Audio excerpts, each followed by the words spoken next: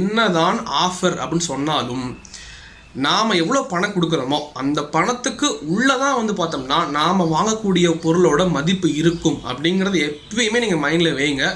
நமக்கு தேவைன்னா மட்டும்தான் நம்ம வந்து ஒரு பொருளை வாங்கணும்னு யோசிக்கணும். எந்த ஒரு அட்வர்டைஸ்மெண்ட் பார்த்தோம் நம்ம வந்து ஒரு பொருளை வாங்கணும்னு யோசிக்கவே கூடாது. அதே சமயத்தில் நாம் எவ்வளோ வந்து பணம் கொடுக்க ரெடியாக இருக்கோமோ, நம்மளோட பட்ஜெட் எவ்வளவோ அதுக்குள்ளே தான், அதற்கு தகுந்த ஒரு பொருள் தான் வந்து பார்த்தோம்னா நமக்கு கிடைக்குங்கிற ஒரு மனப்பக்குவத்தை நம்ம வளர்த்துக்கணும். அந்த மனப்பக்குவம் இல்லைன்னா வியாபாரிகள் கொடுக்கக்கூடிய ஒரு ஆஃபரோ ஒரு கிஃப்டோ தான் நம்ம கண்ணுக்கு தெரியும்.